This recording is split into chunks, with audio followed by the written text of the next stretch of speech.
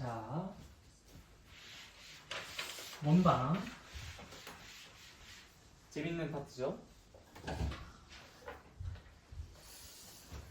한번 공부를 시작해 봅시다. 다들 뭐 원방 그래도 9년이시잖아요, 그렇죠? 어때요? 싫어요. 재밌지? 네, 싫어요. 오케이. 다들 근데 개념 자체가 싫다기보다는 문제 푸는 게 좀 싫다고들 많이 생각을 하긴 합니다. 왜 싫을까? 동글동글해서 그런가? 동글동글해서 더 귀엽지 않나? 자, 오늘 그래서 이따가 예제 문제들 좀 풀어볼 수 있으면 좀 풀어보는 시간 같이 가져볼 거예요. 자, 그럼 일단 첫 번째 원의 정의부터 좀 이야기를 하고 가도록 하죠. 자, 원의 정의. 우리가 의외로 원의 정의는 초등학교 때 공부를 했습니다.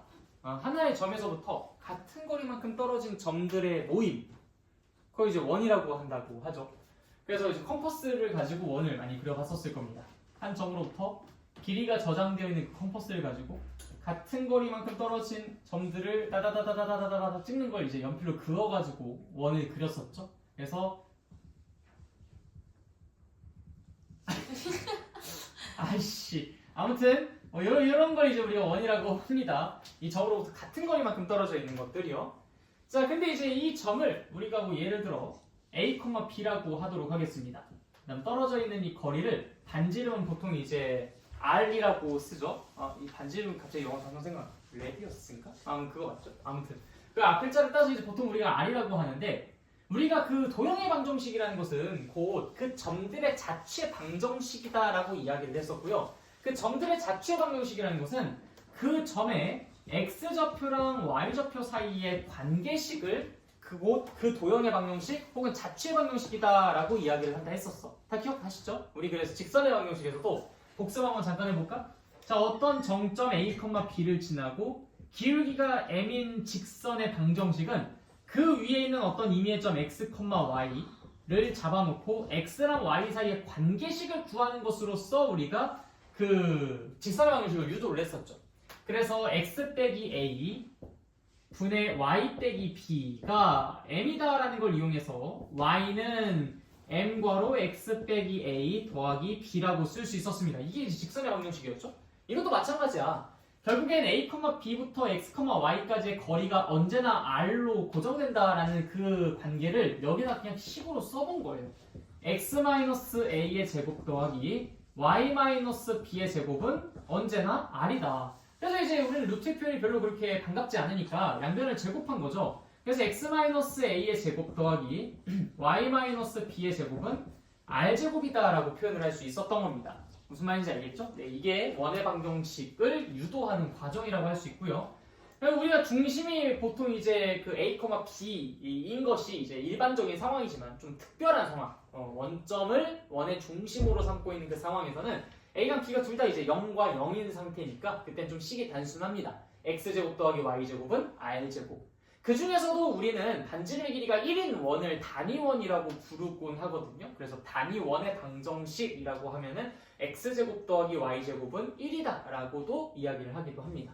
그래서 우리가 이걸 원의 방정식의 표준형이라고 부르고요. 이 표준형은 당연히 우리에게 많은 정보들을 주는 그런 형태의 방정식이었지. 그렇기 때문에 원의 중심과 반지름 길이까지 사실상 모든 정보를 그냥 다 떠먹여주는 그러한 형태의 방정식이라고 볼 수 있겠습니다.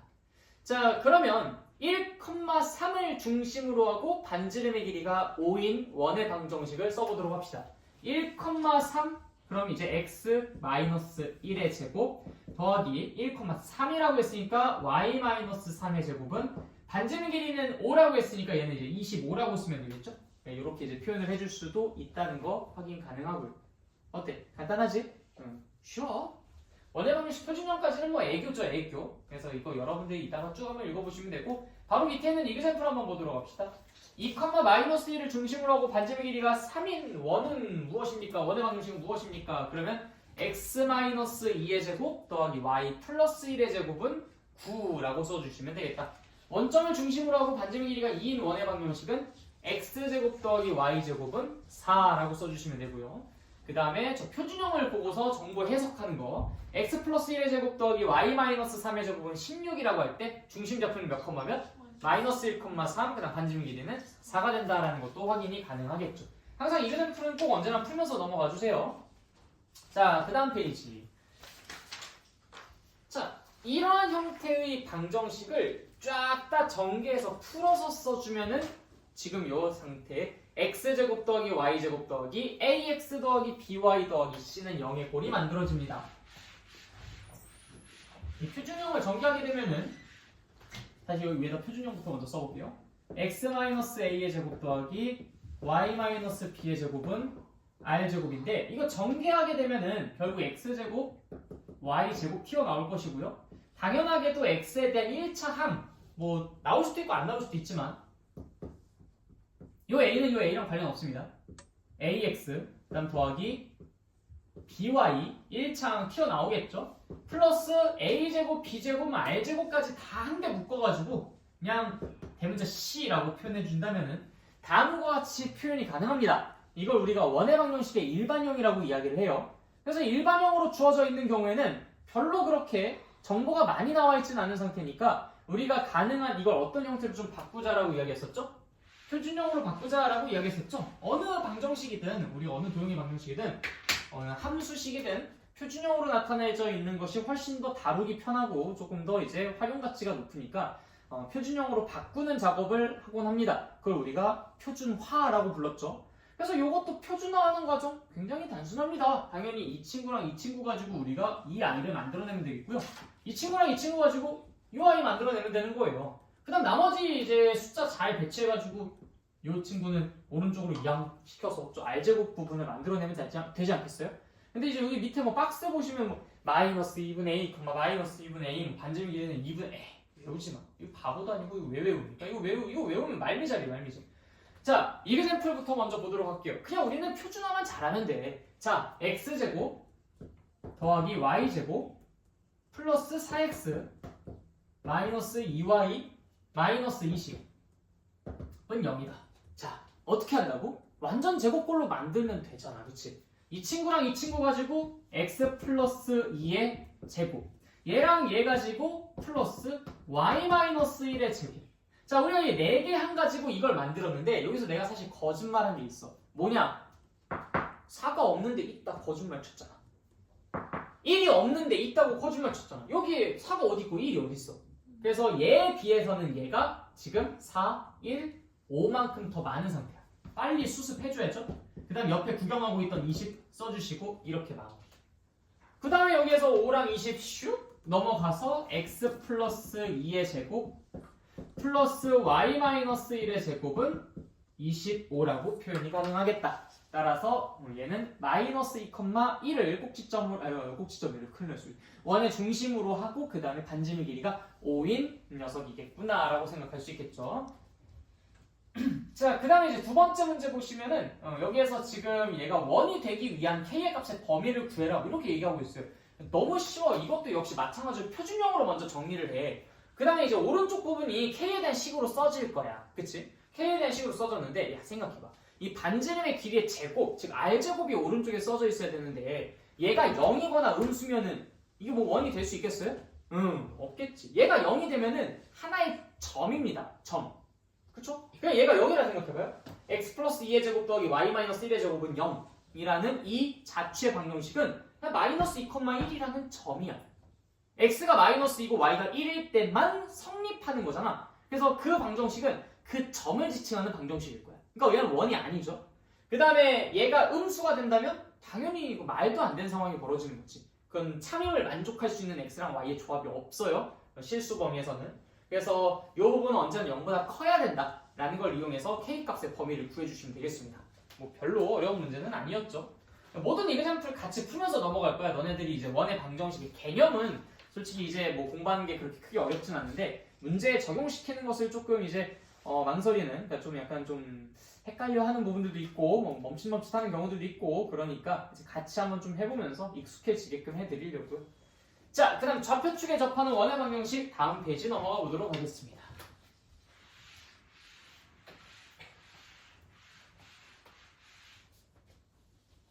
혹시 혹시 너무 빠른가요?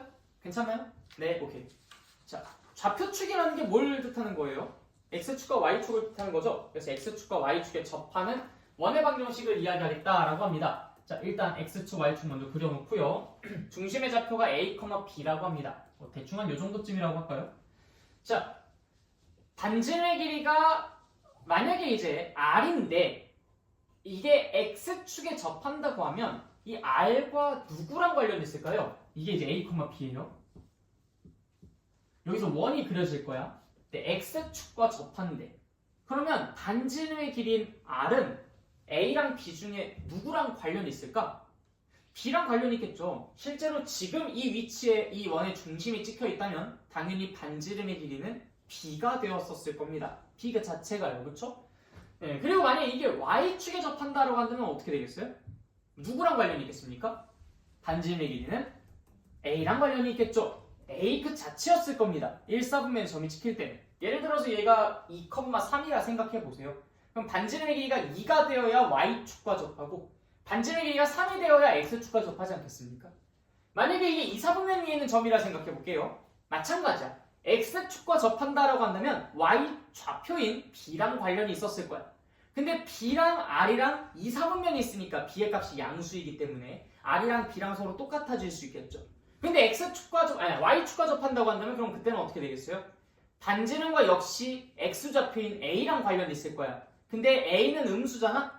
길이가 음수다라고 이야기할 수는 없죠? 따라서 r은 절대값 a다라고 이야기해 주시면 되겠죠. 밑으로 넘어가셔도 역시 마찬가지예요. x축과 접하면 y좌표랑 관련이 있겠고 y축과 접하면 x축과 관련이 있을 겁니다. 근데 여기에서는 x좌표, y좌표가 둘 다 모두 음수였을 테니까 반지름 걔네들의 모두 절대값이 되겠죠. 이해됐어요? 그러니까 이걸 좀 정리해보자면은 만약에 어떤 원이 x축과 접한다. 그러면 y좌표, 원의 중심에 y좌표의 절대값이 반지름일 것이고요. 만약에 어떤 원이 y축과 접한다. 그럼 당연히 그 원의 중심에 x좌표의 절대값이 반지름이 될 겁니다. 근데 이걸 외워야 돼? 당연한 거 아니야? 우리가 지금 그림 상상해보면서 당연하다 하면서 끄덕끄덕 하면서 넘어왔잖아. 그 얘기가 지금 여기 적혀 있는 겁니다. 그래서 R은 절대값 B, R은 절대값 A 이렇게 써져 있는 게 그 표시인 거예요. 몇 사분면에 있을지 모르니까 말이죠. 이해됐어요? 네. 자, 그 다음에 이제 세 번째 케이스. X축과 Y축에 동시에 접한다. 동시에 접하면은 보통 이제 원의 중심의 좌표가 반지름과 관련이 있는 상태인 거겠죠? 예를 들어서 1사분면에 존재하는데 이게 X축, Y축에 동시에 접한다라고 생각해 봅시다. 그럼 그림이 원의 중심이 이런 데 찍힐 수가 없겠죠? 이게 동시에 접하는 상황이라면 그림이 이제 이런 식으로 그려질 텐데 상당히 괜찮은데? 자, 그러면은 지금 이 친구가 X좌표랑 Y좌표 당연히 뭐겠어? 원의 중심에 X좌표, Y좌표가. 네, 이게 R이고 R일 거야. 즉 얘는 R, R이 될 겁니다. 아, 이게 지금 원이 X축, Y축에 모두 접하면 당연히 반지름의 길이, 반지름의 길이가 중심의 좌표가 되겠구나라고 생각할 수 있겠지. 근데 그건 1사분면에 있었을 때만. 이게 2사분면에 있을 때는 좀 다르잖아요. 분명히 X좌표, Y좌표의 크기가 즉 절대값의 크기가 반지름인 것은 맞지만 2사분면에 있으니까 당연히 몇이 중심이야? 마이너스 R, R이 중심이고 얘는 마이너스 R, 마이너스 R 얘는 R, 마이너스 R이 중심일 거야. 그래서 그거에 따라서 식을 저렇게 달리 써주셔야 된다라는 걸 꼭 잊지 마십시오. 무슨 말인지 알겠죠? 근데 이제 이걸 왜 이렇게 중요하게 강조하느냐? 자, 다음 페이지에 이그젬플을 한번 볼게요. 그냥 1번, 2번 한번 자연스럽게 좀 풀어보도록 하자. 자, 일단 1번부터 볼게. 1번.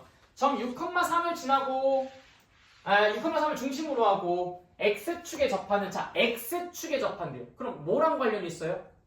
네, Y좌표랑. 아, 반지름이 얼마겠구나?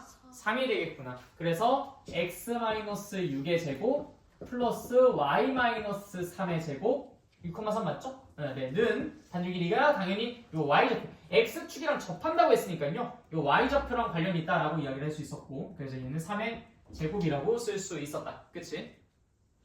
자, 그 다음에 원 저것은 중심이 X좌표인 절대값 혼자 또 붙이고 장구치고 한다. 문제를 낸 게 아니죠. 자, 1 x 플러스 1의 제곱 더하기 y 마이너스 4의 제곱은 1. 이거는 지금 중심의 x좌표가 마이너스 1인데 지금 여기에서 반지름의 길이가 1이야. 아, y축과 접하겠구나. 그쵸? 네, 이렇게. 자, 3번 봅시다. 중심이 2,-2고요. x축, y축에 동시에 접한대. 자, 여기서 이제 사람들이 많이 뭘 실수하냐면 이게 지금 x축, y축에 동시에 접한다고? x-r의 제곱 y-r의 제곱은 r제곱 이 식을 써버린 거죠. 이 식을 써버린단 말이야. 뭐가 문제일까요? 지금 이 친구가 주장하는 게 뭐예요? 중심이 몇 콤마 몇이라는 거야? r,r이라는 거잖아요. 야, 근데 여기서 지금 2,-2를 중심으로 하고라고 이를 중심으로 한다고? 나 이걸 또 지난다라고 봤네. 미안합니다. 좀 이따 다른 예시를 가지고 이야기를 해줄게요. 너네들이 또 많이 실수하는 부분들이 있어서. 네. 아무튼 x축, y축에 모두 동시에 접한다라고 이야기를 했을 때는 이 문제는 그냥 쉬운 문제다. 자, 중심이 이제 x-2 제곱 더하기 y 플러스 2 제곱은 그럼 2의 제곱이라고 쓸 수가 있지, 그치? 네, 요건 이제 편하게 넘어가면 되고 내가 이제 여러분들에게 보여주고 싶었던 문제가 뭐냐면 그냥 내가 만들게요. 자, 만약에 1,2를 지나고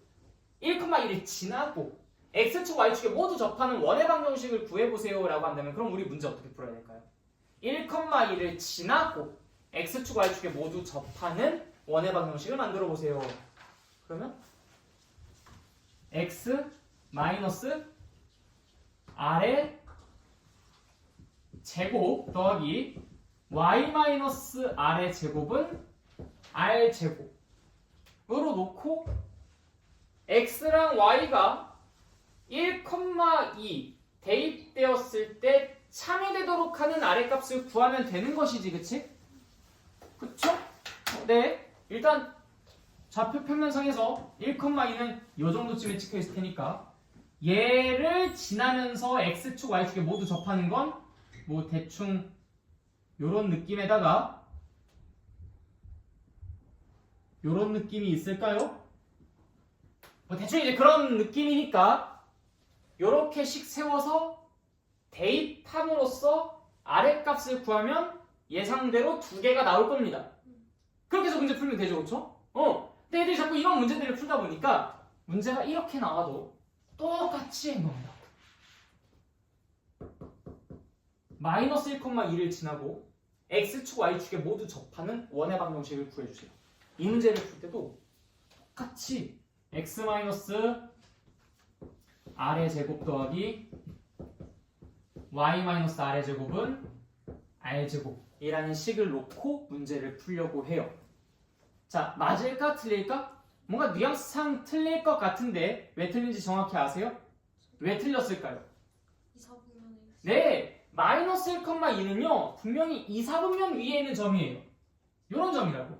그럼 여기에서 얘를 지나면서 x축과 y축과 모두 접하려면 대충 요런 느낌이나 요런 느낌으로 그림이 그려져야 돼요. 그쵸? 그럼 중심좌표가 몇 콤마 몇입니까?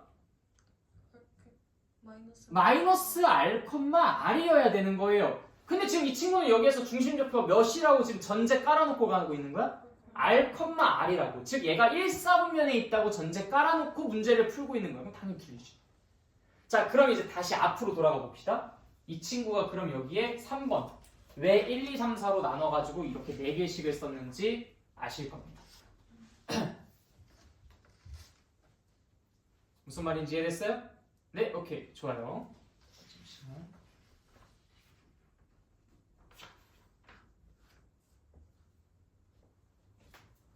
네. 그래서 우리가 이런 것들만 좀 주의해 주시면 된다. 몇 사분면에 있는지에 따라서 우리가 이거를 어떻게 식을 세팅하는지를 좀 주의해 주셔야 된다. 지금 같은 경우에는 여기가 마이너스 r이 아니라 플러스 r이라고 써줘야 된다.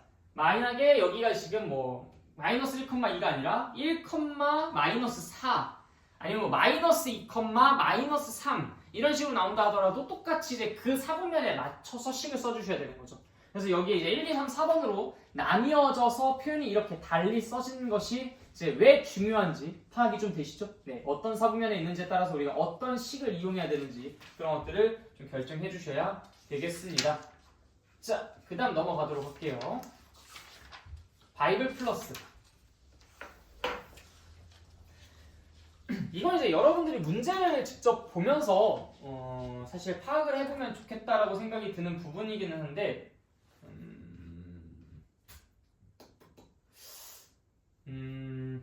그래도 하나만 같이 좀 보고 갈게요. 그래도 뭐 우리가 아예 생 처음은 아니니까.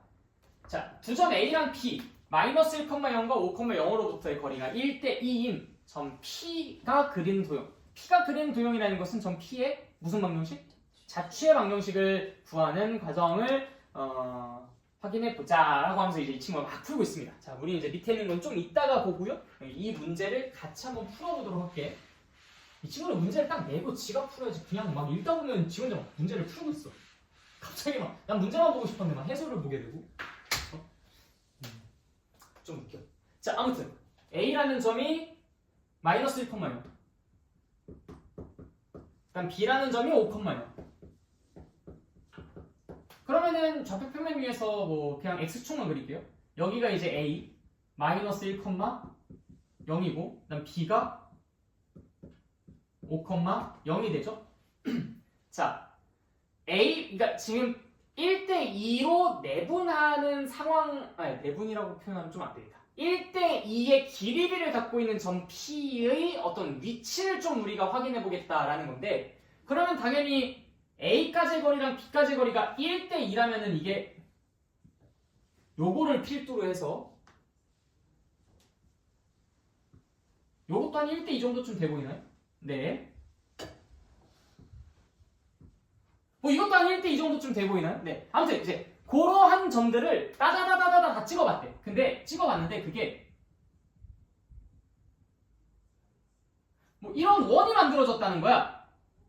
그래서 이제 우리가 이 모양을 아폴로니우스의 원이라고 부릅니다. 근데 이제 이런 문제가 워낙 자주 나오니까 여러분들이 이 개형이 원으로 나온다는 것도 알아는 두세요. 근데 이게 왜 원으로 나올까? 직접 증명을 한번 해봤어. 어떻게?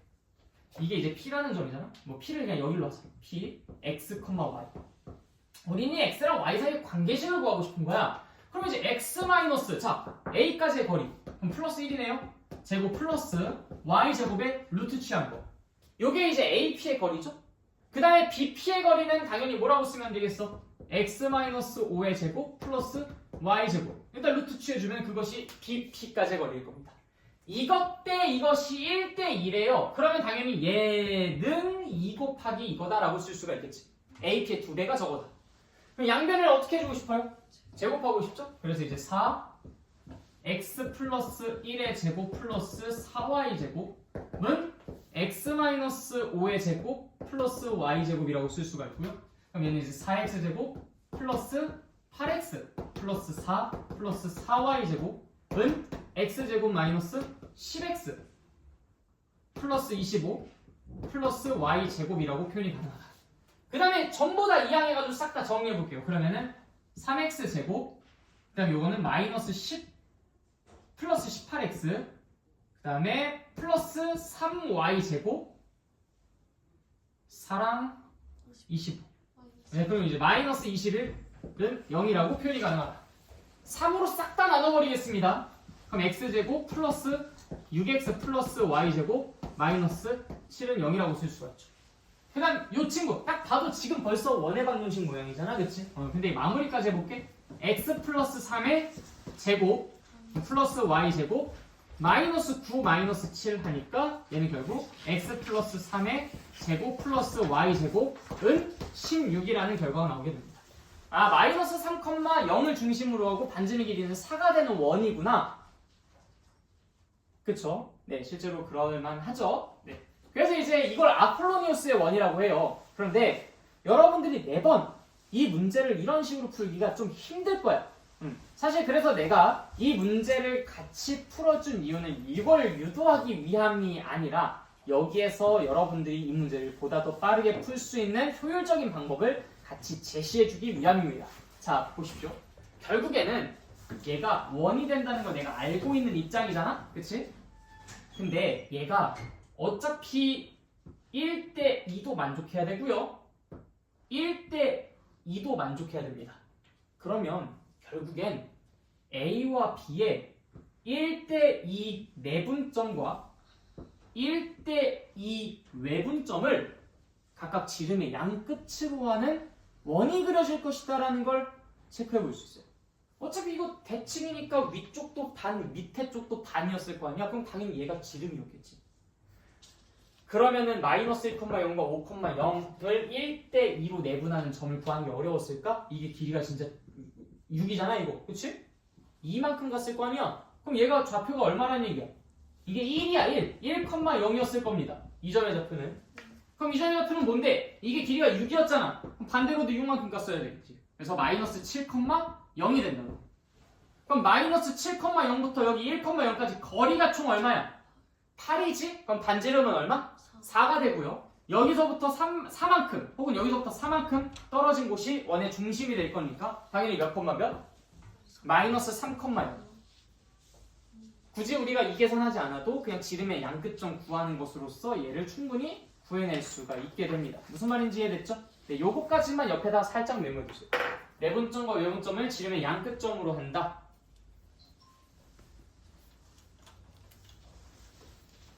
내분점과 외분점을 지름의 양끝점으로 한 것이다.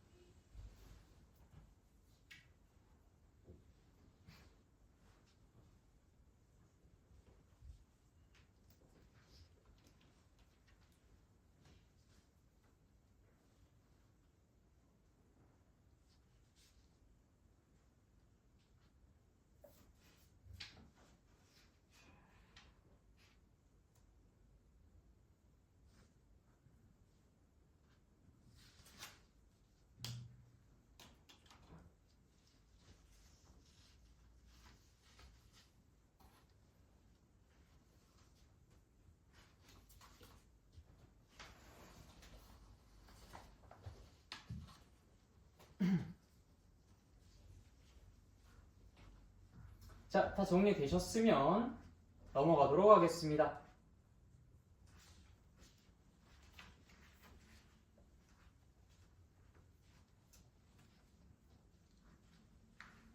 일단 이 앞에 있는 문제들은 워낙 간단한 문제들이어서 여러분들 뭐 다 아실 것 같아서 뭐 패스하도록 하고요.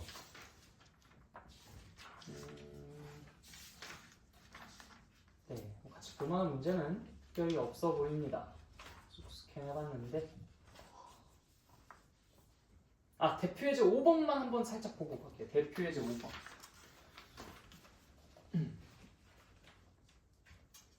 우리가 보통 표준형과 일반형 중에서는 어떤 것이 좀 유용하게 사용이 된다고 했었죠? 표준형. 근데 일반형이 유용하게 사용되는 한 케이스가 있습니다. 그게 바로 이 문제. 세 개의 점을 제시해 놓고 그 점을 지나는 원의 방정식을 구해라 라는 문제에 한해서는요, 우리가 표준형에다가 집어넣게 되면 제곱을 해야 되고 뭐 그렇기 때문에 상당히 난처해집니다. 그래서 그 표현보다는 일반형에다가 대입을 해서 미정계수 A, B, C의 값을 구해줌으로써 문제를 해결하는 게 훨씬 권장돼요. 그래서 네, 그걸 좀 말씀드리려고 했고요. 아니면 여러분들 그 외심 공부하셨잖아요. 외심. 그쵸? 외심 2학년 2학기 하면서 세 개의 점이 있다는 것은 삼각형이 만들어진다는 것이고, 삼각형이 만들어진다는 것은 그 삼각형의 외심을 내가 작도할 수 있고 구할 수 있다는 것이고, 외심이 무슨 선의 교점인지 기억하세요? 수직 이등분선의 교점. 그러니까 당연히 세 개 점이 찍혀 있으면 이 두 개 점, 이 두 개 점, 아니면 이 두 개 점 중에 뭐 두 쌍만 찾아가지고 중점 찍고 그 선과 수직인 직선의 방정식 두 개를 구하면은 교점 하나 튀어나올 겁니다. 그 교점이 바로 외심이겠죠. 이해됐어요? 그럼 그게 외심이니까 그 외접원의 중심으로부터 한 꼭지점까지의 거리를 구함으로써 역시 반지름 길이 판단할 수 있고, 그렇게 원방을 만들어낼 수도 있어요. 그러니까 나는 차라리 직방을 조금 이용해가지고 하고 싶다. 그것도 괜찮습니다. 중점 구하는 거 별로 어렵지 않죠? 그다음 기울기 구해서 그거 역수 부호 반대해서 직선의 방정식 만드는 거 어렵지 않아요.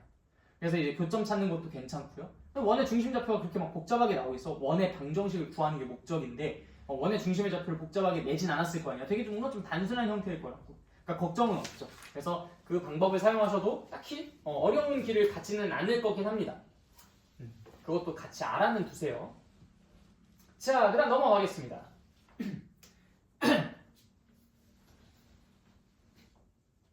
두 원의 교점을 지나는 도형의 방정식. 두 원의 교점을 지나는 도형의 방정식. 우리 이거 비슷한 것 좀 했었는데 저번 시간에 뭐 했었죠?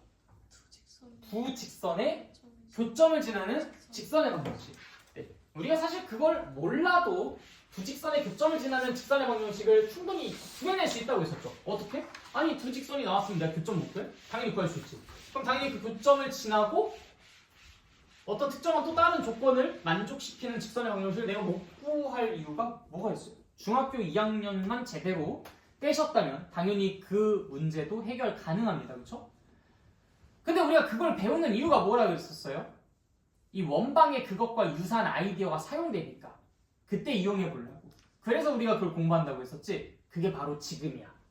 자, 우리가 그때 두 직선의 교점을 지나는 직선의 방정식을 어떻게 찾았냐면 ax 더하기 by 플러스 c는 0, a 프라임 x 더하기 b 프라임 y 플러스 c 프라임은 0이라고 해놓고 이 점의 좌표를 p, q라고 세팅한 상태에서 빨간색 직선의 방정식을 구하고 싶었어요. 그쵸? 자, 그때 이제 어떤 전략을 사용했냐면 야, 이거 좀 만들어줘 라고 해서 사람들이 가지고 오는 걸 내가 두 개의 기준에 의해서 검증하는 것으로 이걸 대신 해결하고자 했었어. 그래서 어떤 놈이 만들어가지고 온 게 이 표현이었죠.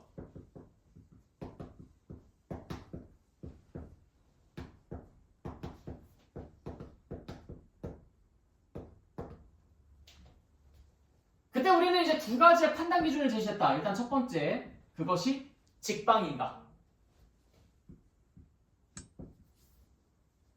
두 번째, 그것이 P, Q를 지나는가. 맞나요? 오케이. 그것이 직방인가? 그것이 P, Q를 지나는가? 일단 직방 맞았어? 두 문자로 이루어진 1차 방정식 맞습니까? 심지어 한 문자가 소거된다 하더라도 괜찮죠? x는 3, y는 1 이런 것도 다 직선의 방정식이잖아. 1번 맞았습니다. 2번 P, Q 대입했더니 어땠어요? 참이 됐죠? 내 P, Q를 여기다 대입했더니 0이 되고 여기다 대입했더니 0이 된다. 아! 괄호하니 0이 되고 0이 되니까 m과 n의 값에 관계없이 언제나 얘는 참이 되겠구나. 그래서 우리는 두 가지 모두 참이다 라고 하면서 통과했단 말이야. 그때 뭐 양변에다가 m을 나눠주고 n분의 n을 k로 바꿔주면서 여러분들 교과서에 나와 있는 형태의 식으로 바꿔줬었죠. 그쵸? 자, 두 원의 교점을 지나는 도형의 방정식도 마찬가지입니다. 근데 좀 말이 웃겨요. 두 원의 교점을 지나는 도형의 방정식? 두 원의 교점을 지나는 원도 아니고 도형의 방정식? 원이 아닌 또 다른 도형도 나오나 봐. 어떤 도형에 대해서도 이야기를 하겠다는 건지 궁금하죠? 그냥 봐주세요. 자, x제곱 더하기 y제곱 더하기 ax 더하기 by 더하기 c는 0. 일반형으로 쓰겠습니다. 역시 x제곱 더하기 y제곱 더하기 a 프라임 x 더하기 b 프라임 y 더하기 c 프라임은 0이라고 표현을 하도록 할게요. 자, 이때 우리는 두 개의 원의 교점을 지나는 도형의 방정식을 구하고 싶습니다. 일단 이 교점은 우리가 P랑 P, Q 그 다음에 R, S라고 하도록 할게요. 우리가 여기서 두 개의 도형에 대해서 이야기할 겁니다. 첫 번째, 하나는 두 원의 교점을 지나는 직선의 방정식. 잘 안 나오냐? 하나는 두 원의 교점을 지나는 원의 방정식.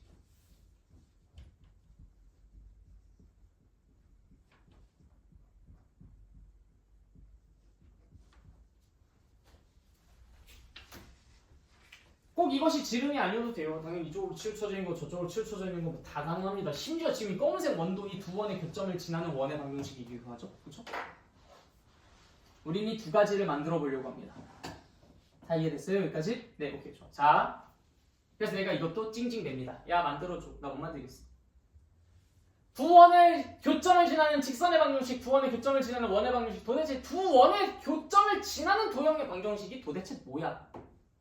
해서 사람들에게 이제 수소문 한 끝에 어떤 친구가 야기하게 아까의 그 식을 차용해서 다음과 같이 만들어서 갖고 오게 됩니다.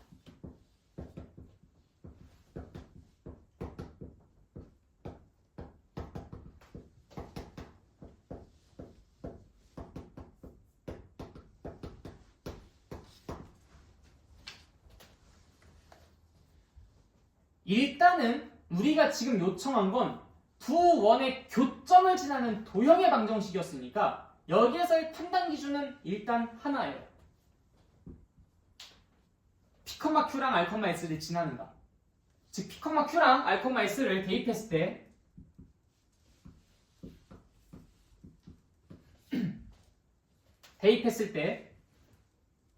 참이 되는가. 우리가 지금 확인해보고 싶은 건 그거죠. P, Q랑 R, S를 대입했을 때 참이 되는가. 맞습니까? 자, 어때요? 한번 대입해볼까요? m 곱하기 p제곱 더하기 q제곱 더하기 ap 더하기 bq 더하기 c 더하기 n 곱하기 p제곱 더하기 q제곱 더하기 a 프라임 p 더하기 b 프라임 q 더하기 c 프라임은 0인지를 확인합니다. 내가 어떻게 알아?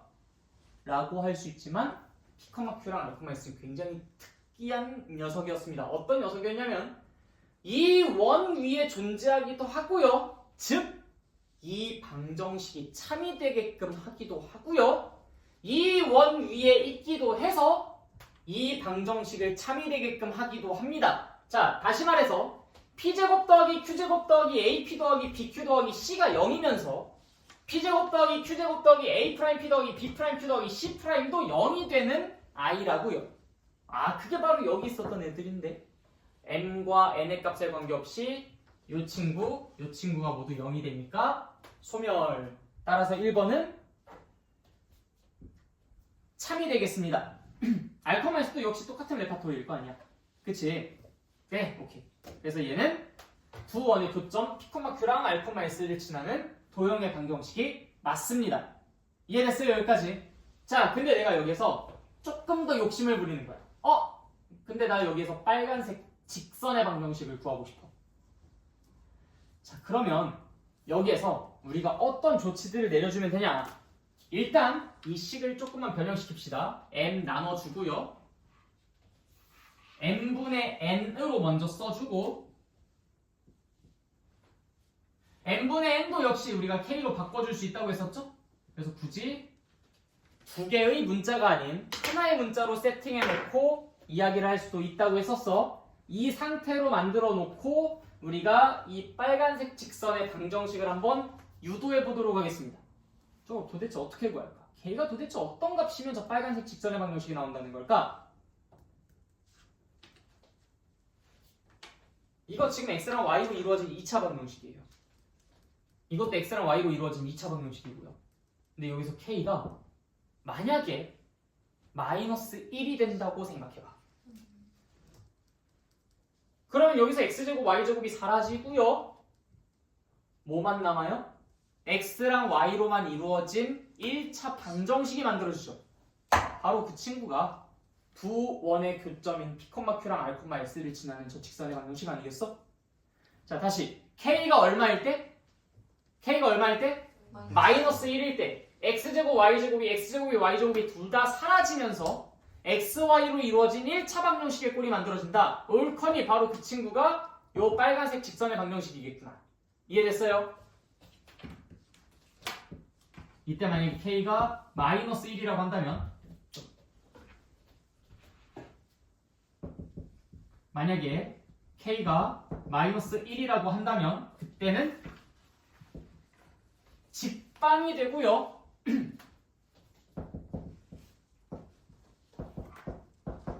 k가 마이너스 1이 아니라고 한다면요. 자, 그럼 그때 어떻게 되는지 보자. 이때 x제곱과 y제곱은 각각 개수가 1과 1이에요.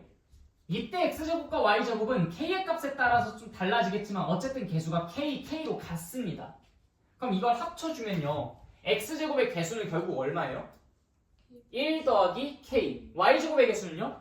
1 더하기 k. 야, x제곱과 y제곱의 개수가 지금 똑같네? 그럼 내가 양변을 1 더하기 k로 나눠주게 되면 그럼 결국 x제곱 더하기 y제곱 더하기 샤랄라라는 형태의 꼴로 만들어지겠네. 그걸 우리가 뭐라고 불렀는데? 원방이라고 불렀죠.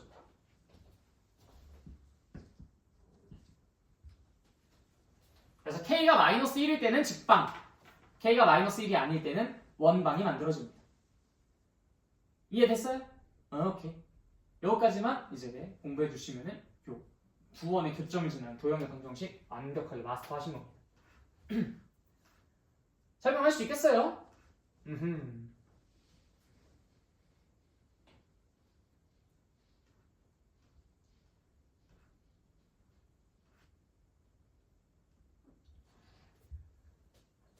그래서 이제 1번 같은 문제에서 개념 체크 한번 볼까요?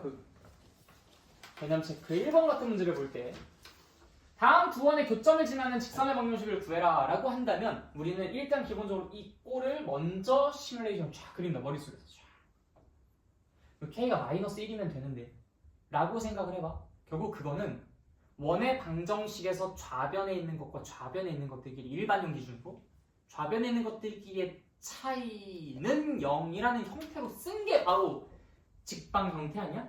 그래서 x제곱 더하기 y제곱 빼기 7 빼기 괄호 x제곱 더하기 y제곱 빼기 6x 빼기 8y 더하기 10은 0. 그게 이제 얘가 원하는 직선의 방정식이구나 생각할 수 있겠죠.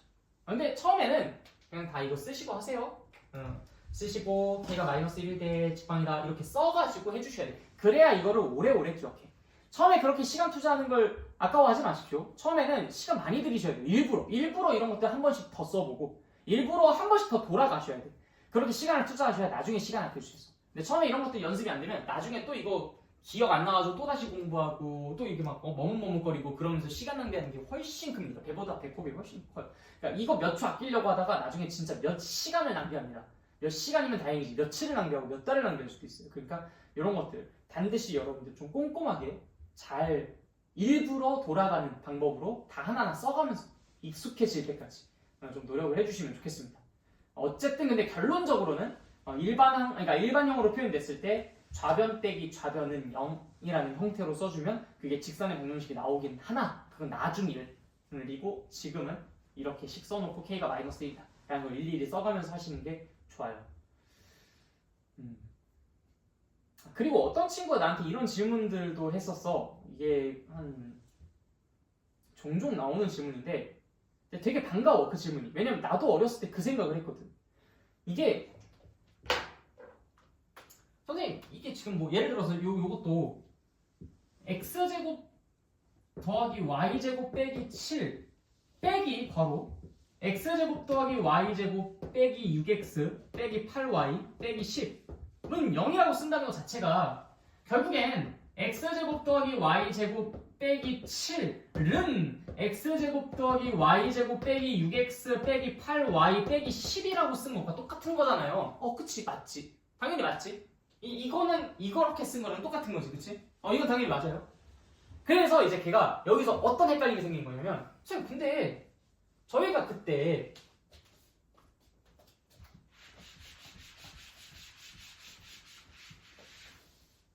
y는 ax제곱 더하기 bx 더하기 c랑 y는 mx 더하기 n에서 이거랑 서로 같다라고 하면은 그 두 함수의 교점의 좌표를 구하는 식이 만들어진 거잖아요. 근데 이거는 왜 달라요? 이거는 이거랑 서로 똑같다 해가지고 하면 교점의 좌표를 구하는 건데 이거는 왜 이거랑 서로 똑같다고 하면 왜 교점의 좌표가 아니라 왜 이 공통현이라고 하죠? 이 공통현? 왜 공통현의 방정식이 나오는 거예요? 왜 직선의 방정식이 나오는 거예요? 엄연히 다르죠. 이거는요 y 값인 이 함수값과 이 함수값이 같도록 하는 x를 찾기 위한 과정인 거예요. 얘도 물론 y는 샤랄라 하고 정리하고 얘랑 같다고 했다면 똑같은 상황이었을 겁니다. 근데 이건 좀 그게 아니잖아요. 이거는 얘는 0과 얘는 0, 즉 다시 말해 얘는 0과 얘는 0이라는 두 개의 방정식에서 좌변과 좌변이 서로 같다라고 하면서 식을 세운 거예요. 이거랑 애초에 근본적으로 상황 자체가 다릅니다. 비슷해 보이겠지만 상황이 달라요. 그렇기 때문에 이것과 이것이 서로 같다라고 한 이 상황과 같게 두시면은 안 됩니다. 완전히 다른 걸 뜻하는 거예요. 이거 y는 삐리리, y는 삐리리라고 놓은 거니까 얘네가 서로 함수값이 같도록 하는 x놈들 다 잡아와 라는 소리니까 이제 그렇게 해석하는 게 맞고요. 이거는 얘는 0, 얘는 0이라는 것에 좌변과 좌변은 서로 같다고 한 것과 같게 보이는 것 뿐이니까 이 상황과 근본적으로 다른 거죠. 그러면 좌변과 좌변이 서로 같다라고 놓은 거는 도대체 이게 왜 공통현의 방정식을 만드는 건데요? 그게 좌변과 좌변이 서로 똑같다라고 해서 공통현을 만드는 게 아니라 아까 그 식의 근거에서 쓴 게 마치 이것과 이것과 똑같다라고 하면서 쓴 식과 같게 보이는 것뿐인 거예요. 무슨 말인지 알겠죠? 이거랑 이거랑 같다고 했을 때는 아무런 의미와 그 기하학적인 그 역할 없어요. 없어. 그냥 아까 그 식의 k가 마이너스 1이 될 때가 그냥 좌변 좌변이 서로 똑같다는 것으로 식을 쓴 것처럼 보이는 것뿐인 거야. 알겠죠? 그래서 얘네들이 서로 똑같다는 건 기하학적인 아무런 의미가 없다. 그냥 오직 그렇게 k가 있었던 그 식에서 k가 마이너스 1일 때 우리는 얘는 두원의 교점을 지나는 방정식이야, 직선의 방정식이야, 그러니까 공통연의 방정식이야 라는 식으로 이야기가 진행됐었던 것이라는 걸 기억해 주시면 되겠습니다. 알겠죠? 네, 오케이. 자, 일단 넘어갈게요. 두 번째 문제. 다음 방정식에 나타나는 도형이 k값에 관계없이 항상 지나는 점의 좌표를 모두 구하라. 자, 이게 무슨 말일까요? 이 방정식 자체가 두 원의 교점을 지나는 도형의 방정식이잖아. 그러면 k값에 관계없이 항상 지난 점이라는 것은 두 원의 교점을 뜻하는 겁니다. 그럼 두 원의 교점을 구하면 되는 것이지 않겠어요? 그쵸? 네, 물어보는 것 자체가 이제 그걸 뜻하는 거야. 그건 여러분들이 나중에 고민 한번 해보십시오. 네. 다음 세 번째 거, 두 원의 교점과 원점을 지나는. 역시 k를 바탕으로 한 그 식을 써주셔야 되겠죠? 그 다음에 x랑 y에 각각 0이 대입됐을 때 k값이 도대체 얼마인가? 이런 것들 찾아가면서 구해주시면 되겠습니다. 그러니까 k를 결정할 수 있는 조건을 얘가 제시한 거죠. 원점을 지나는 이라는 조건으로서요. 나머지 뒤에 있는 문제들도 결국에는 유사한 문제 표현만 살짝 좀 어렵게 꼬은 것 뿐이니까 해결할 수 있으실 겁니다. 넘어갈게요. 자, 다음 원과 직선의 위치 관계 보도록 하겠습니다. 얘가 상당히 좀 중요한 내용이었죠. 원과 직선은 어떤 위치 관계가 있습니까? 어떤 위치 관계가 있어요? 네, 한 점에서 만나는 것도 있고요. 두 점에서 만나는 것도 있고요. 안 만나는 것도 있죠. 그쵸? 그래서 원과 직선의 위치 관계 두 점에서 만난다, 한 점에서 만난다, 안 만난다. 한 점에서 만나는 것은 접한다 라고도 이야기를 하고요. 그러면 그림이 좀 마음에 안 들어서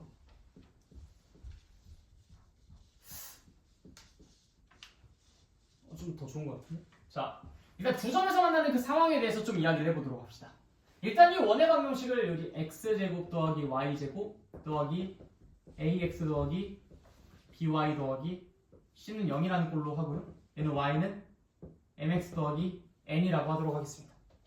자, 일단 처음 소개해드리는 것은 가장 원시적인 형태의 방정식, 가장 원시적인 형태의 그 아이디어를 이용해서 해결을 해보도록 할게요. 교점이 생긴다는 게 무슨 말이에요? 이 방정식도 참이 되게 하고 이 방정식도 참이 되게끔 하는 점, 그게 바로 요 점의 좌표가 되는 거죠. 그래서 이 두 개 방정식에 공통해가 존재한다, 두 개로 존재한다 라는 상황이 두 점에서 만난다라는 상황과 매칭이 되는 걸 겁니다. 이해됐습니까? 네, 좋아요. 그러면 우리 이 두 방정식의 연립해를 구할 때 어떻게 해요? 대입법 쓰기 너무 좋은 형태로 좀 정리되어 있지 않습니까? 이 y 자리에다가 mx 더하기 n을 대입해 주시면 x에 대한 뭐가 나와요? x에 대한 뭐가 나와요? 2차 방정식이 나오죠? 그럼 그 2차 방정식이 만약에 실근을 2개를 가지게 된다면 그 실근 2개가 곧 하나하나의 교점의 x좌표에 해당할 테니까 실근 2개를 갖는다는 건 교점이 2개가 생긴다는 것과 똑같은 거죠. 그렇죠? 그래서 우리가 이때 뭘 이용해서 근의 개수를 따져? 판별식을 이용해서 0보다 크면 지금처럼 관통하고 0과 같으면 이게 중근이 생긴다는 거니까 이 연립방정식의 해가 한 쌍만 나온다는 거고 한 쌍만 나온다는 것은 접하는 상황을 뜻하는 거겠죠. 이 2차 방정식에 실근이 존재하지 않아버리면 당연히 실수범위에서는 교점이 존재하지 그러니까 연립방정식 해가 존재하지 않는다는 거니까 교점이 존재하지 않는다. 즉 안 만나는 그런 상황을 뜻하는 것일 겁니다. 무슨 말인지 알겠죠? 네, 그래. 그래서 우리가 y 자리에 mx 더하기 n을 대입한 x에 대한 2차 방정식에 판별식을 조사함으로써 위치관계를 따져볼 수 있겠다 생각이 들어요. 만약 내가 여기에서 이 정확한 점의 좌표를 구하고 싶다면 그럼 그땐 그 2차 방정식을 정확히 풀어내 주셔도 되겠죠.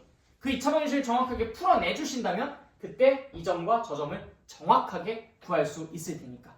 무슨 말인지 알겠죠? 이게 아까 슬쩍 넘어갔었던? 네, 여기까지. 자, 그래서 여러분들이 점의 좌표를 정확하게 구하고 싶다면 이제 그런 방법을 사용해 주시는 것도 괜찮다라는 거.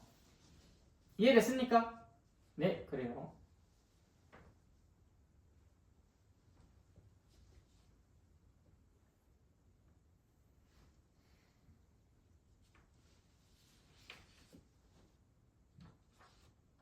자, 그 다음 이야기 해보도록 합시다. 자, 두 번째 방법이 있어요. 두 번째 방법. 이 페이지로는 다음 페이지에 있겠죠. 네. 원의 중심과 직선까지의 거리를 이용해서 논하는 방법도 있습니다. 자, 예를 들어 지금처럼 관통하는 상황은요. 원의 중심부터 이 직선까지의 거리가 이 원의 반지름보다 어때요? 더 짧아요. 더 짧으면 지금처럼 관통하겠죠. 만약에 원의 중심부터 직선까지의 거리가 반지름과 똑같아요. 그러면 접하겠죠. 스치겠죠.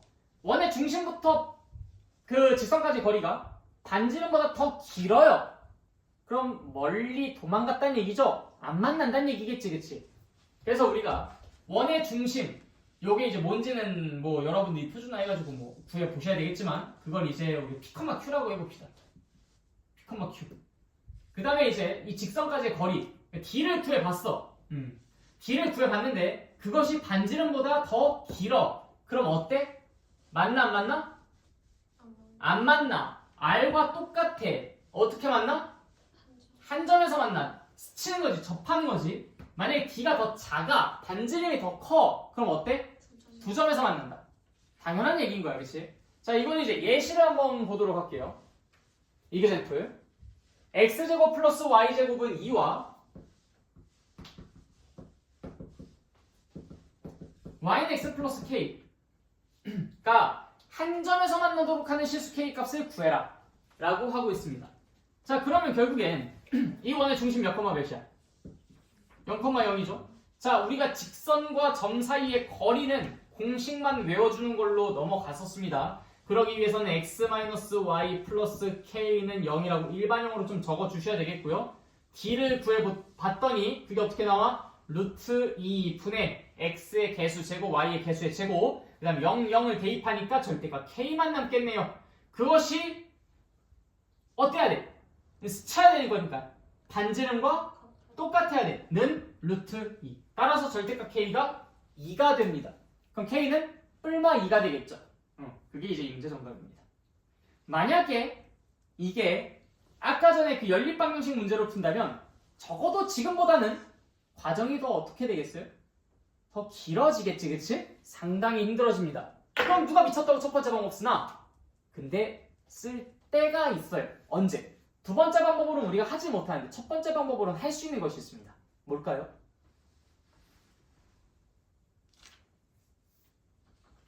뭘까? 두 번째 방법으로는 하지 못하는데 첫 번째 방법으로는 할 수 있는 거. 판단하세요. 판단. 찾아도 안 나와. 안 나오니까 물어봤겠지. 우리 아까 첫 번째 방법에서 맘만 먹으면 뭐도 할 수 있다고 했었어요.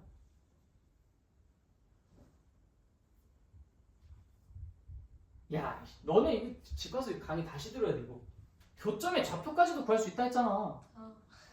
내가 여기서 2차 방정식을 풀어서 근을 구하면 x좌표, y좌표가 다 나와요. 그럼 내가 요 점의 좌표, 요 점의 좌표를 맘만 먹으면 다 구할 수 있어. 그냥 구할 필요가 없어서 판별식으로 대체했던 것뿐인 거지. 첫 번째 방법은 굉장히 뭔가 좀 무식하고 길고 복잡한 연산이 필요한 그런 방법이긴 하지만 아주 직관적이고 아주 단순한 원리가 적용되며 점의 좌표까지도 구할 수 있다는 장점이 있어요. 다만 단점은 너무 복잡하고 길고 힘들고 짜증나고 귀찮고 화가 난다는 거지. 너무 많은 거야. 네. 자, 두 번째 방법은요. 장점이 뭐야? 아, 너무 간단해. 근데 단점이 뭐야? 우리가 그 점의 좌표는 알 수 있는 방법이 없어요. 여기서. 그래서 내가 점의 좌표를 구하고 싶다. 좌표를 구해야겠다. 그럼 첫 번째 방법 쓰시면 되고요. 굳이 그럴 필요는 없다. 위치 관계까지만 조사하면 된다. 라고 한다면 두 번째 방법을 써주시는 게 맞습니다. 그래서 이런 매뉴얼을 딱 장착해 주셔야 여러분들이 첫 번째, 두 번째 방법을 둘 다 공부하는 이유가 생기는 거죠.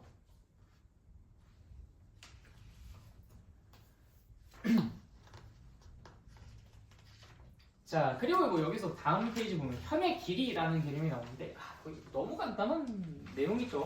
별로 그렇게 막 어려운 저기가 아니라서. 자, 현이라는 게 이런 걸 뜻하는 거예요. 요게 현입니다. 줄 현자를 쓴. 아무튼. 근데 지금 여기서 이 길이를 구하고 싶대요. 근데 내가 지금 여기서 이 길이 알아.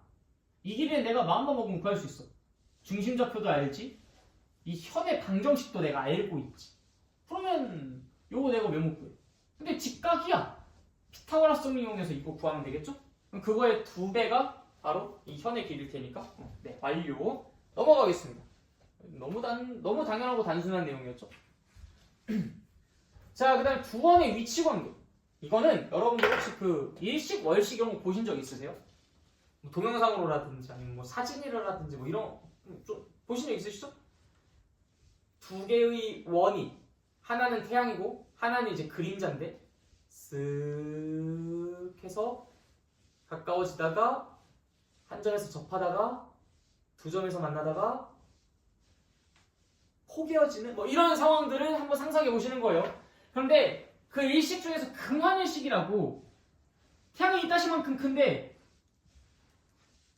이 가까이 가는 이제 이만큼 좀 극단적으로 그렸어요. 네. 점점 가까이 가다 보면은 자 지금은 처음에 어때? 만나 안 만나? 만나 안 만나? 야 이 만난지 안 만난지 판단이 안 돼. 만나 안 만나? 안 만나. 점점 가까이 가다 보면 이 친구가 이렇게 해서 얘랑 처음으로 만나게 되는 순간이 있어요. 이걸 우리가 바깥에서 접한다 해서 외접한다라고 이야기합니다.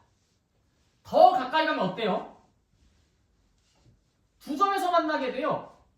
더 가까이 가면 어떻게 되겠습니까? 이번엔 안쪽에서 접하는 상황이 만들어져요. 내접한다라고 이야기를 합니다. 더 가까이 가게 되면 아예 안에 포개어지는 상황이 만들어지죠. 링 5개만 쭉 가까이 가면서 생각해 보시면 돼요. 안 만나다가 외접하다가 두 점에서 만나다가 내접하다가 안에 포개어집니다. 거기 지금 여기 써져 있는 거예요. 자, 근데 이게 두 개 원 사이에 중심과 중심 사이의 거리가 그들의 반지름과 어떠한지에 따라 달려 있어요. 자, 일단 내가 이 중에서 외접하는 상황을 한번 상상해볼게요. 외접하는 상황이요. 자, 외접하는 상황은 이 원의 중심부터 이 원의 중심까지 이 거리가 그 원의 반지름과 저 원의 반지름과의 합과 똑같아지는 순간입니다. 즉 R과 R'이 얘 큰 거라고 하고 R이 얘 작은 거라고 할게요. R과 R'을 더한 것과 그들이 떨어진 거리, 점과 점 사이의 거리 D가 똑같으면 외접해. 근데 그것보다 더 D가 크면 안 만나. 그것보다 D가 더 작으면 안에 들어오기 시작한 거야. 이해됐어요? 근데 안에 들어오기 시작했는데 그 안에 들어온 상황에서도 이게 또 세 가지로 나뉘어요. 안에 들어오긴 들어왔는데 아직 덜 들어왔어? 그럼 두 점에서 만나. 내접할 때까지 들어갔어? 그럼 내접해. 그것보다 더 들어갔어? 안에 포개어지는 거야. 자, 그럼 이것도 가운데가 기준이 되는 거야. 그럼 이 내접하는 놈, 이 내접하는 놈을 기준으로 또 생각해보자. 내접하는 건 여기 이렇게 그려져 있어요. 자, 이 중심부터 이 중심까지의 이 거리는요, 얘의 반지름에서, 이거 지울게, 기존에 했었던 거. 얘 반지름에서 얘 반지름을 뺀 것이 그게 D가 됩니다. 즉, R'에서 R을 뺀 것보다 D가 더 큰지, 같은지, 작은지에 따라서 달라진다고. 외접하는 거 기준으로 D가 그것보다 더 멀면 안 만나? 똑같아, 외접해. 그것보다 D가 더 가까워졌어, 더 짧아졌어? 그러면은 세 가지로 구분돼. 내접하는 상황을 기준으로 봤을 때 D가 아직 그것보다 더 멀어? 그럼 두 점에서 만나. D가 그것보다 더 작아? 그럼 안에 포개어지는 거야. 무슨 말인지 이해됐어요? 근데 이 상황이 너무 당연해. 자, 예시를 들어볼게. 이 원의 반지름이, 이 작은 원의 반지름이 예를 들어 5고 이 큰 원의 반지름이 10이라고 해봅시다. 8이라고 한번 해볼까? 아니, 12라고 한번 해볼까? 12. 만약에 D가 20이라고 한다면 얘네 서로 어때요? 얘네 서로 어때요? 20. 서로 어때? 상상해봐, 상상. 얘는 반지름이 5고 얘는 반지름이 12야. 근데 얘네 둘 사이 거리가 20이래.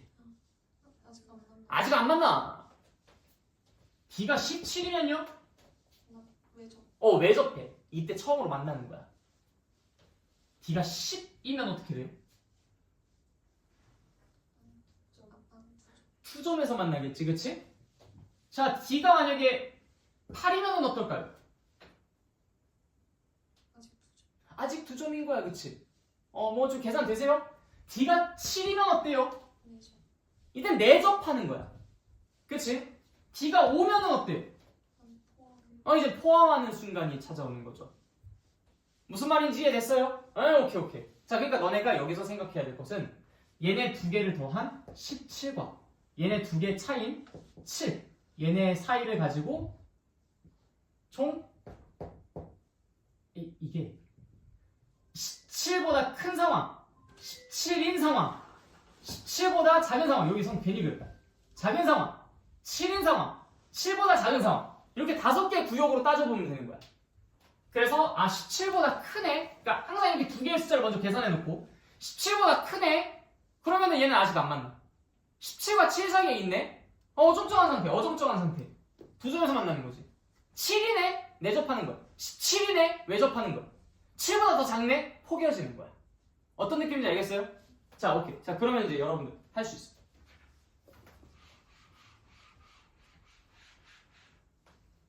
얘가 3이고 얘가 8이라고 합시다. 3이고 8이야. 그럼 두 개 숫자가 빨리 계산돼야지. 어떻게? 뭐랑 뭐? 11과 5. 이렇게 두 개 숫자가 먼저 떠올라야 되는 거야. 자, D가 15예요. 어때요? D가 15야. 아직 안 만나. D가 11이야. 외접하는 거. D가 9야.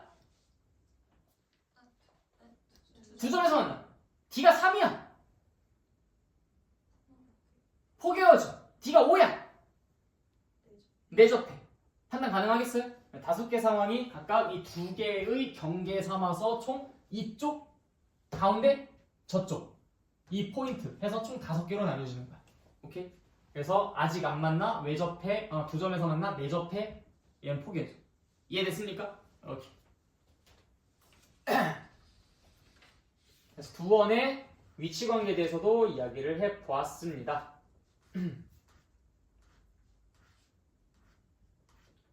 그래서 두 반지름의 합과 두 반지름의 차이를 가지고 이야기를 하시면 된다. 두 반지름의 합과 두 반지름의 차이를 가지고 비교해보면 되겠다. 잠깐 물 좀 마셔볼게요.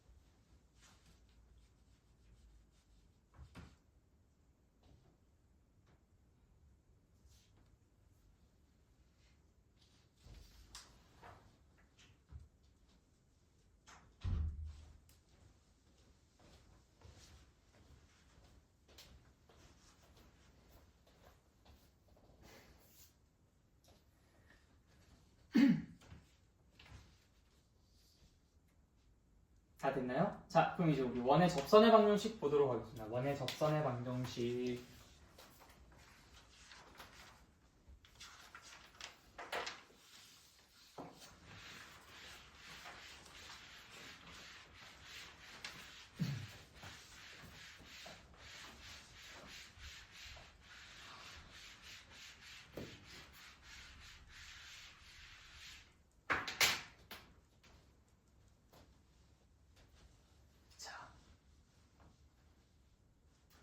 이 원의 접선의 방정식에서는 공식이 있어요. 공식. 기울기가 주어진 원의 접선의 방정식, 그 다음에 뭐 원 위에는 한 점이 주어져 있을 때 접선의 방정식, 뭐 이런 공식이 나와 있는데 공식을 외운 게 별로 그렇게 크게 쓸모가 있지가 않아요. 왜냐면 되게 웃긴 게 한번 박스 한번 읽어볼래요? 기울기가 주어진 원의 접선의 방정식 보시면은 원 x제곱 더하기 y제곱은 r제곱에 접하고 기울기가 m인 접선의 방정식. 이게 뭐야? 이게 일반적인 원에 대해서 이야기를 하고 있는 건가요? 무슨 원에 대해서 얘기하고 있어요? 응? 단위원. 단위원. 맞아, 단위원. 단위원에 대해서 단위원이 아니라 r제곱이니까 원의 중심이 이제 원점인 경우에 대해서 이야기합니다. 뭐야 이거? 반쪽짜리도 아니고 반에 반쪽짜리야. 뭐? 아니 원이 이것만 있는 게 아니잖아. 뭐 원의 중심의 좌표가 a, b면 그럼 어떡할 건데? 1,3이면 어떡할 건데? 이거 못 써. 배우는 게 별로 소용이 없어요. 그래서 여러분들이 이 공식을 외우는 게 아니라 공식의 유도 과정을 학습해줘야 되는 거야. 그러면 어느 곳에서나 확장할 수 있어요. 그거에 대해서 좀 이야기를 해볼게. 공식을 외우는 게 필요가 있다 없다? 절대 없다. 네, 공식을 외우는 건 절대 필요 없다. 근데 알아는 두세요. 알아는 두시고 너무 모르면 또 그건 또 진짜 실제로 원의 중심이 원점인 경우에는 또 우리가 뭐랄까 좀 효율이 좀 떨어질 수 있으니까 알아는 두시되 크게 기대는 하지 말아라 라는 소리입니다. 크게 기대는 하지 말아라. 자, 예시를 들어서 이야기해 볼게요. 뭐 우리 그냥 원점이라고 편하게 생각하고서 한번 이야기해 볼까? 자, 원점이 중심이고요. 그 다음에 반지름이 기대는 3인 원이 있다고 합시다. 이때 기울기가 2가 되는 접선의 방정식을 한번 구해보도록 할게요. 기울기가 2가 되는. 그러면 당연히 y는 2x 더하기 k의 형태가 된다는 얘기 아니야? 그쵸? 얘는 분명히 x제곱 더하기 y제곱은 9라는 방정식일 텐데 두 가지 방법이 있어요. 얘를 여기에 대입했을 때 연립방정식의 해가 하나가 나오는 경우, 즉 y의 x에 대한 식을 대입했을 때 x에 대한 2차 방정식이 뭘 갖는 경우? 중근을 갖는 경우에 k 값을 구하면 그것이 내가 원하는 그 접선이 되는 상황이잖아. 그 k의 값이 내가 원하는 그 값이 될 것이고요. 이게 우리 아까 전에 원과 직선의 위치 관계에서 첫 번째 방법을 이용한 유도 과정인 거지, 그치? 근데 첫 번째 방법의 단점이 뭐였었어?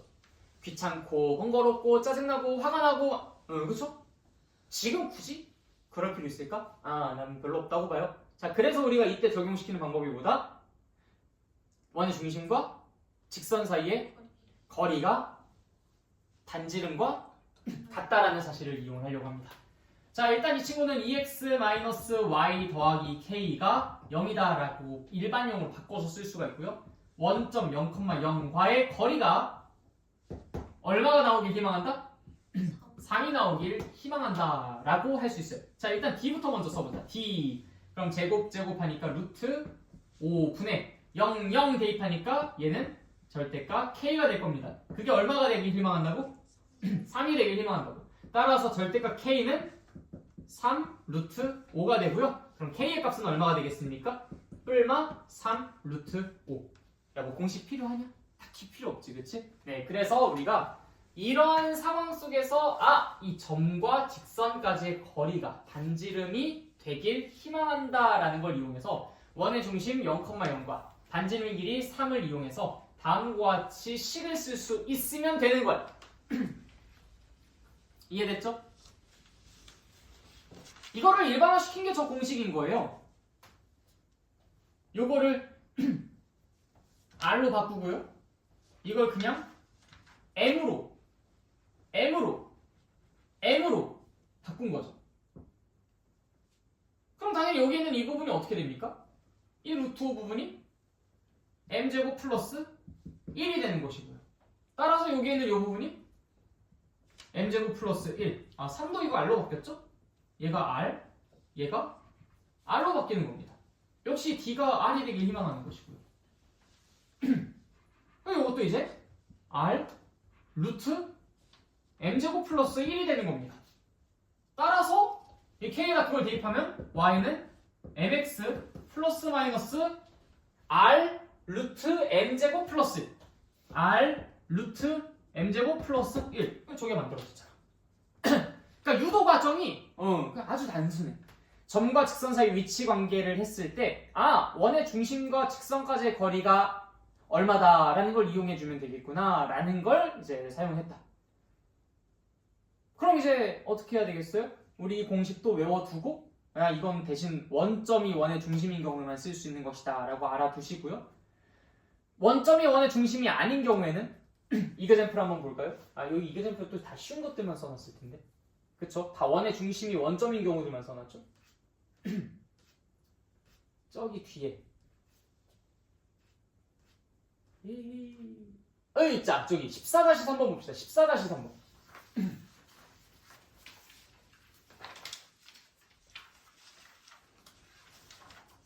봐, 야가 빠졌잖아.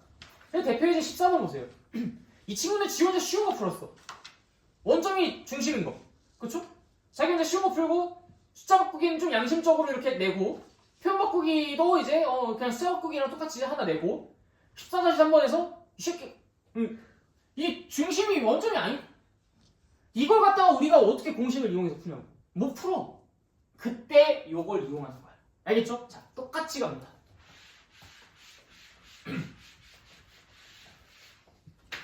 자, 일단 요 원이 하나가 있고요. 이 중심 좌표가 몇 콤마요?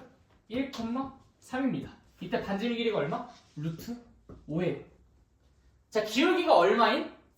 2인. 그래서 이제 y는 2x 플러스 k. 나는 이 k가 무엇인지를 구하고 싶은 입장. 그쵸? y절편의 곱을 구하라고 했으니까 이 k만 구하면 바로 끝나버리네. 그치? 자, 그럼 어떻게 씁니까? 일단 2x 마이너스 y 더하기 k는 0. d를 한번 구해볼까요? 루트 5분의 1과 3을 집어넣는 거야. 1, 3 하니까 2, 마이너스 3, k 마이너스 1. k 마이너스 1 절대값. 그게 얼마? 루트 5가 되길 희망한다고. 따라서 k 마이너스 1의 절대값이 5가 되길 희망한다는 거니까 k 마이너스 1은 플러스 마이너스 5가 되는 거죠. 따라서 k는 얼마? 6 혹은 마이너스 4가 되는 겁니다. 다 나와버렸죠? 6 혹은 마이너스 4. y절편의 곱 마이너스 24. 끝. 공식 몰라도 다 할 수 있다. 너넨 이미 이 문제를 푸는 원리를 알고 있어. 그게 적용되어서 그게 유도가 된 거였었던 거예요. 식. 그러니까 그 식을 외우는데 에너지를 낭비하지 마시고요. 그 식을 유도하는 과정을 공부하셔서 활용하시면 됩니다. 어차피 너네가 필드상에서 마주올 문제는 이런 14-3번 같은 문제야. 원점이 중심이 아닌 문제들을 더 많이 마주할 거란 말이지. 그러니까 저 공식을 외우는 게 생각보다 그리 쓸모가 있진 않습니다. 물론 저 공식을 외운 사람이 도형의 이동 파트랑 같이 콜라보 해가지고 이런 문제들도 그 공식을 이용해서 문제를 풀 수도 있기도 해요. 아니면은 그냥 애당초 A, B라고 놓고서 증명하는 것도 나쁘지는 않은 선택이 될 수 있어. 근데 대신 식이 되게 복잡하게 생기겠지? 생각만 해도 끔찍해. 아무튼 뭐 여러 생존 방법이 있긴 하겠지만 내가 생각했을 때는 그냥 그 즉석에서 만들어내면 된다고 생각해. 어차피 그렇게 오래 걸리는 과정도 아니잖아요. 그렇죠? 그래서 기울기가 주어진 경우 지금처럼. 자, 그럼 다시 앞으로 돌아가서 이번에는 접점이 주어져 있는 경우. 원위의 점에서의 접선의 방정식.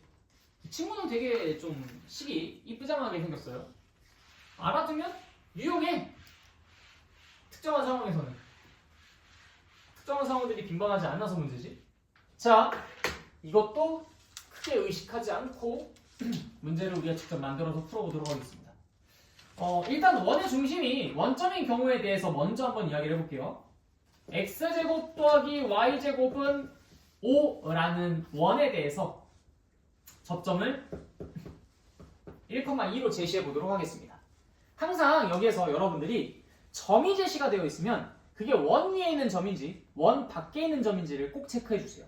두 번째 케이스는 원 위에 있는 점이고 세 번째 케이스는 원 밖에 있는 한 점이 주어져 있는 경우거든. 그러니까 지금 여기서 1,2가 제시가 되어 있다 그러면은 1,1조 원의 방정식에 다 대입을 해보는 거야. 아니면 그 문구를 잘 읽어봐도 원 위에 있는 점인지 원 밖에 있는 점인지 알 수 있어요. 그러니까 그것만 잘 판단해 주시라는 거야. 괜히 이거 헷갈려가지고 엉뚱하게 해석하시면 진짜 문제 답도 안 나오고 계속 헤맨다. 아무튼 우리는 1,2에서 그리는 접선의 방정식을 구하고 싶어요. 몇 개 나오겠어요? 당연히 2개 나올까요? 저 점에서 근 접선이? 1,2에서 접선 그리면 2개 나올까? 1,2에서 접선 그리면 2개 나오나요?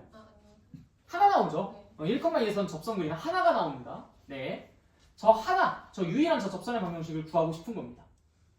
자, 근데 우리가 직선의 방정식이라는 것은요 2개의 정보만 있으면 되거든?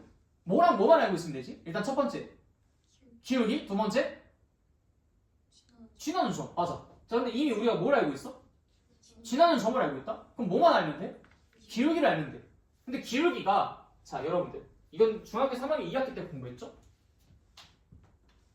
반지름과 접선은 서로 어때? 반지름과 접선은 서로 어때? 수직해. 저 원의 중심이 아까 몇 콤마 몇이었지? 0,0이었어요. 너네 이거 기울기 알아 몰라? 알지? 그럼 이거 기울기 알겠어 모르겠어? 알겠지? 끝났네. 자, 이거 기울기가 아까 여기 1,2라고 했었으니까 이거 기울기는 2입니다. 그럼 이 기울기는 얼마예요? 마이너스 2분의 1이지. 오케이. y는 마이너스 2분의 1 바로 x-1 플러스 2. 끝. 공식이 이렇게 뭐 있냐? 그냥 하면 되는 거예요. 이해됐어요? 이게 사실 저 공식의 유도 원리예요. 그래서 이 유도 원리를 공부하시면 너네가 저런 공식 굳이 외워가면서 아 이거 반에 반쪽짜리를 가지고 내가 어떻게 이런 문제들을 또 확장된 문제들을 풀 수 있을까라고 마음 졸일 필요가 없다라는 겁니다. 다른 문제들도 한번 볼까요? 이 친구 또 저기에서 지 혼자 쉬운 거 풀고 또 어려운 거 우리한테 또 풀라고 싶겠지. 한 예제 15번 정도쯤에 있지 않을까? 봐봐, 또 그럴 줄 알았어. 15-2번 보세요. 얼마나 약간 빠졌는지. 어? 얘 혼자서 예제에서는 또 쉬운 거 풀고 또 우리한테 또 저런 건 내주잖아. 그렇지? 뭐 2,-1이 중심인 공식도 이용할 수 없는 그런 문제를 우리한테 들이밀고 있다고. 그렇지만 우리는 걱정하지 않아요. 자, 이 그림만 재활용하도록 하겠습니다. 자, 몇 콤마 몇이야 원의 중심이?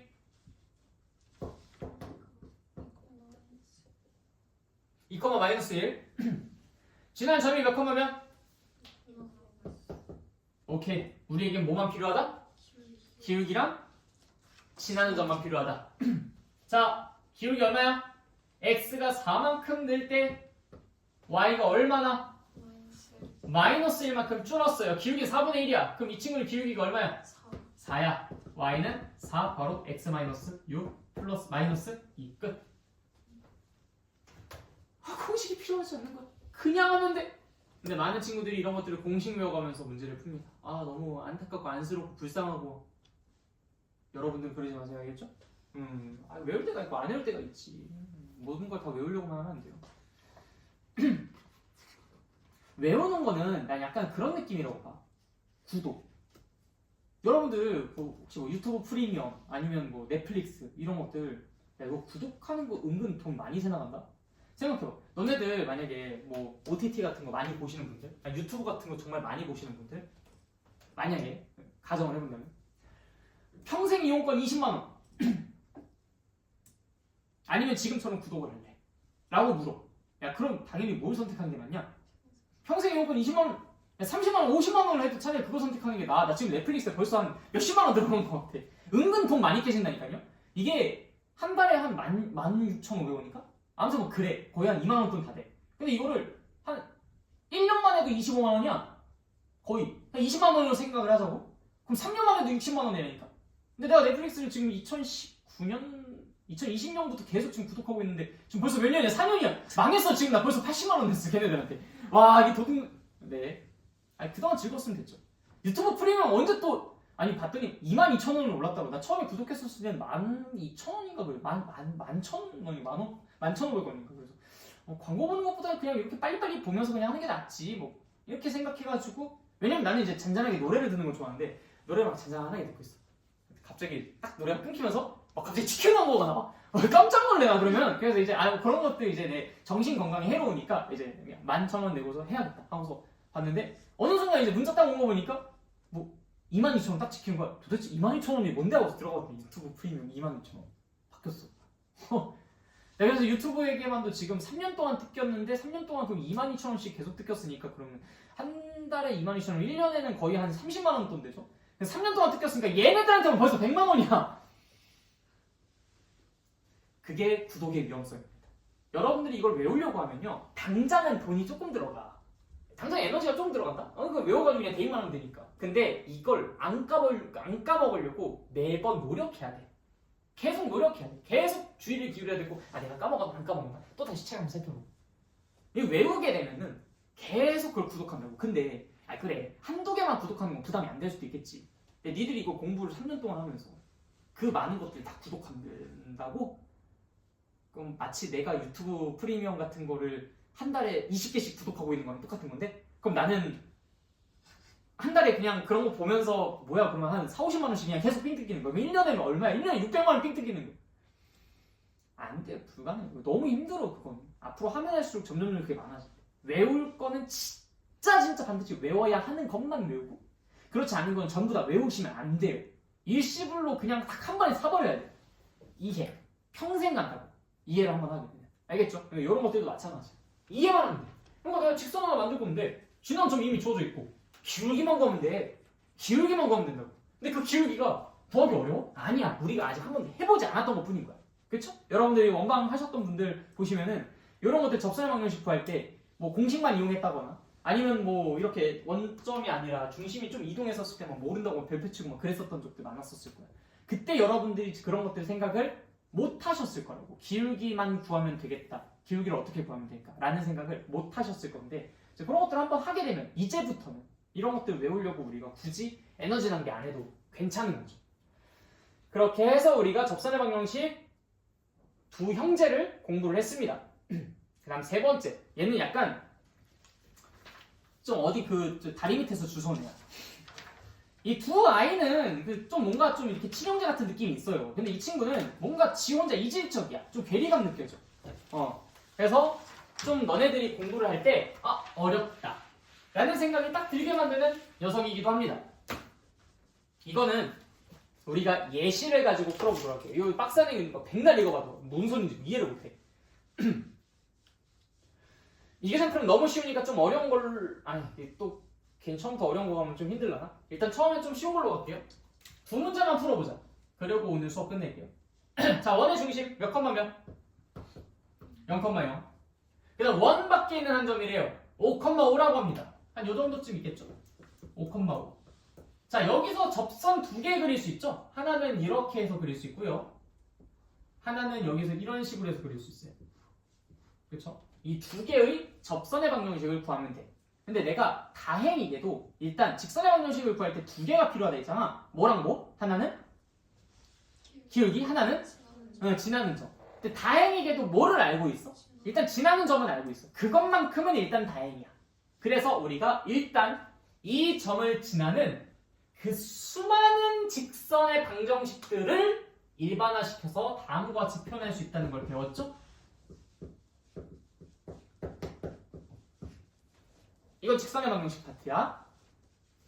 이게 이 원의 중심과 어떤 관계를 이루고 있으면 접하니? 나 지금 여기서 n만 구하면 돼. n만 구하면 끝나. 이 직선이 이 원과 무슨 위치 관계를 갖고 있으면 돼? 접하면 된다고. 그럼 우리 두 가지 방법이 있었지. 하나는 좀 무식한 방법이었으니까 이제 나머지 하나, 두 번째 방법이었었던 거. 그거를 사용해 보자고. 이 직선이 이 원의 중심과 의 거리가 반지름이 자 그러면 일반형으로 바꿔본다. mx 마이너스 y 하고서 마이너스 5m 플러스 5는 0 일반형. 원의 중심 몇 컴마 몇?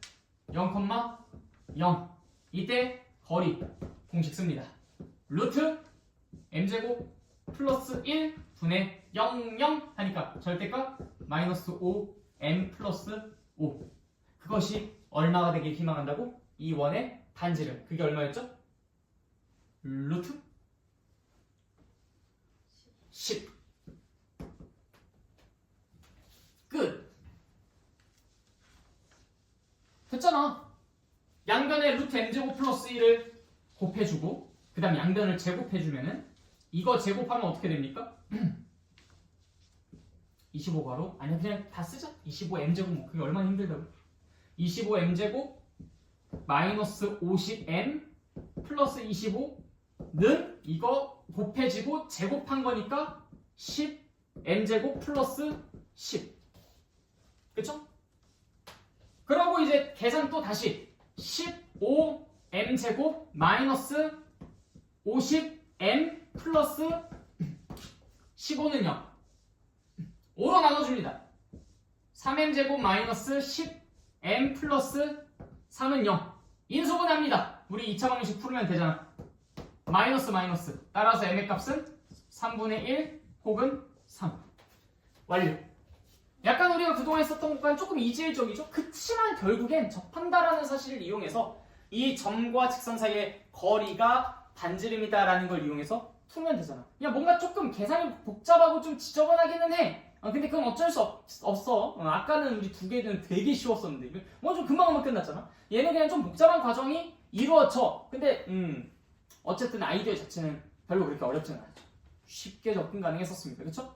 이해됐어요? 오케이. 여기까지가 일단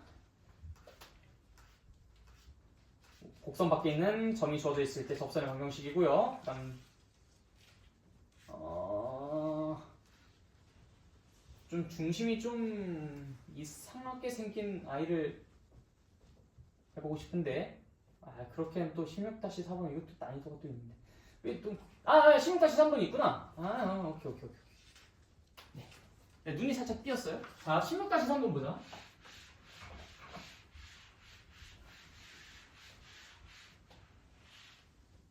자 재활용하겠습니다.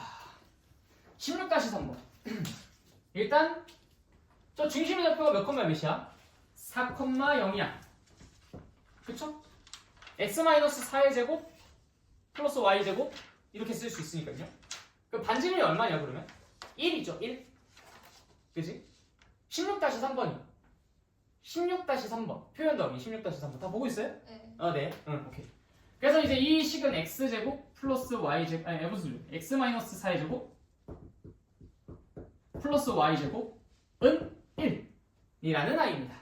4,0이고요. 여기에 이제 뭐 0,0. 자, 두 접선의 기울기에 대해서 물어보고 있어요. 너무 쉽죠. 자, 그럼 y는 자 mx 더하기 1이네요. 얘는 식도 간단해. 심지어 너무 쉬울 것 같죠? 얘가 이렇게 원점이 아니라는 이유로 우리에게 이런 특혜를 줍니다. 감사하죠. 자. mx-y 플러스 1은 0이라는 직선과 4,0까지 떨어진 거리 d가 무엇이었으면 좋겠다? 네, 1이었으면 좋겠다. 반지름. 자, 그래서 한번 풀어봅시다. 루트 m제곱 플러스 1 분의 4, 0 대입하니까 4m 플러스 1 절대값은 1. 그래서 절대값 4m 더하기 1은 m제곱 더하기 1. 그래서 양변 제곱해 주시면 16m제곱 플러스 8m 플러스 1은 m제곱 플러스 1 따라서 15m제곱 플러스 8m은 0 따라서 m의 값은 0 또는 마이너스 15분의 8 그게 정답이겠죠. 이해됐습니까? 아이디어는 결국 단순하잖아. 아이디어는 우리는 이 직선의 방정식에서 직선의 방정식을 만들려면 두 가지 정보가 있으면 된다. 하나는 기울기 하나는 진한점. 그 아이디어 적용하고 그 다음에 원과 접하려면은 원의 중심과 직선까지의 거리가 반지름과 똑같다. 이 아이디어만 이용하면 됩니다. 그러니까 너네가 이미 알고 있는 걸 잘 꺼내면 되는 거야. 이해됐죠? 그래서 이제 오늘 강의는 일단 여기까지 하도록 하고요. 나머지는 여러분들이 한번 잘 읽어보면서 정리를 해보시면 되겠습니다.